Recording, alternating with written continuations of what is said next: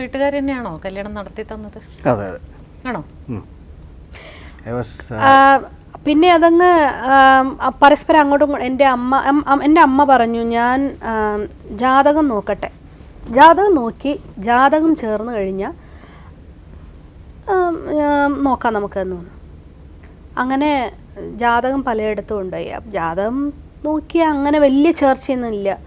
പിന്നെ ഞങ്ങൾ പെരുമ്പാവൂർ ഉള്ള ഒരു വലിയൊരു എംബ്രാന്തരി ഉണ്ട്. അദ്ദേഹം പറഞ്ഞു, അദ്ദേഹം ജാതകം നോക്കിയിട്ട് ജാതകം നോക്കണ്ട, ഒരു പ്രേമിച്ചല്ല, ജാതകം നോക്കണ്ട, മാറ്റി വയ്ക്കുക, നമുക്ക് ഇത് കവടി നിരത്തി നോക്കാം. അത് നോക്കിയാൽ ഭയങ്കര അച്ചിട്ടാത് അദ്ദേഹം നോക്കിയാൽ അത് നോക്കാമെന്ന് പറഞ്ഞു.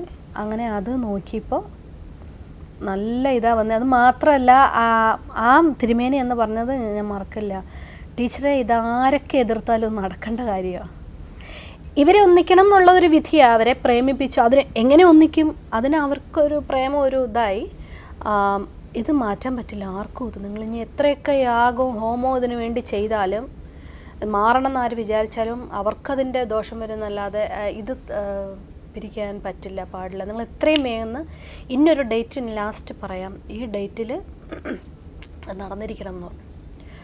അപ്പോൾ എൻ്റെ അമ്മ ഈ അതേ സമയത്ത് തന്നെ കൃഷ്ണകുമാറിൻ്റെ ഫാദർ എൻ്റെ അമ്മയെ വിളിച്ചിട്ട് ഞങ്ങൾക്കൊന്ന് സംസാരിക്കണമെന്ന്.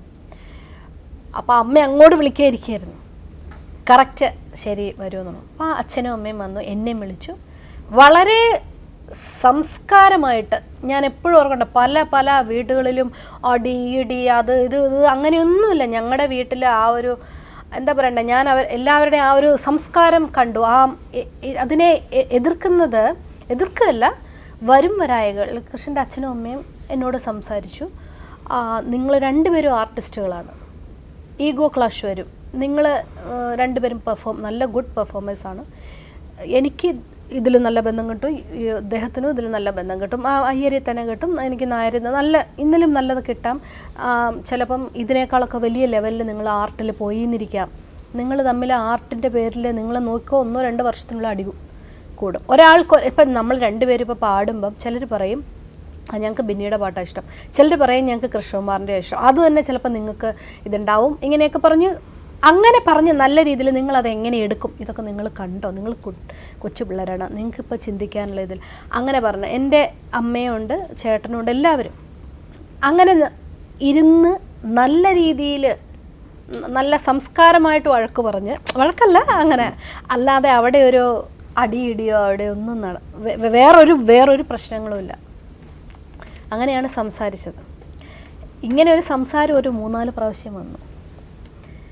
ആദ്യം സംസാരിച്ച് പോയിട്ട് ശരിയായില്ല, പിന്നെ രണ്ടാമത് വീണ്ടും ഒരു പ്രാവശ്യം കൂടെ വീണ്ടും അതുപോലെ എല്ലാവരും കൂടെ ഒത്തുകൂടി വീണ്ടും അതുപോലെ മാക്സിമം നമ്മളെ അത് പറഞ്ഞ് മനസ്സിലാക്കി അത് കൺവിൻസ് ചെയ്യാൻ നോക്കി. അപ്പം എനിക്ക് എന്താണെന്ന് വെച്ചാൽ ഈ life is always A play off psychologist. എല്ലാവർക്കും അവരുടെ കാര്യം പറയുന്നത് ശരിയാവണം അല്ലേ? തീർച്ചയായും. അപ്പോൾ അത് അന്ന് മുതലേ എനിക്ക് എൻ്റെ മനസ്സിലുള്ളൊരു കാര്യമാണ്. പിന്നെ അത് ultimately everything happiness and sorrow is individualistic. ഒരു സങ്കടം എനിക്കുണ്ടെങ്കിൽ അത് എനിക്ക് മാത്രമാണ്, ഐ കനോട്ട് ഷെയർ. എനിക്കൊരു വേദന ഉണ്ടെങ്കിൽ അത് എൻ്റേത് മാത്രമാണ്.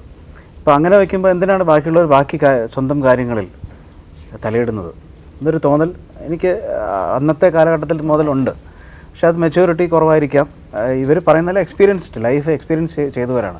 എന്നിരുന്നാലും ഒരു ഈസിക്ക് ഒരു കല്യാണം കഴിക്കുക എന്നുള്ളൊരു സംഭവം ഞാൻ അന്നും എൻ്റെ മനസ്സിലില്ലായിരുന്നു. ഇനിയും ആരുടെ ഞാൻ ഉപദേശിക്കില്ല. അത് you have to live in the society ആണല്ലോ.